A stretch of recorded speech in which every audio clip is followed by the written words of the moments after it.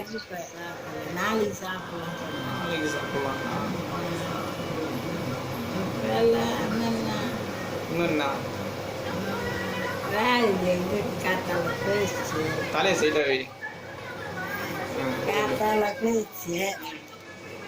அது அது 3 மணிக்கு போயிடுச்சான் எங்க கரண்ட்டு. இன்னும் வரல சொல்லிப்பா பேபி. அப்பெல்லாம் தூங்கிட்டு அப்பெல்லாம் பார்க்கலாம் சொல்லிச்சு.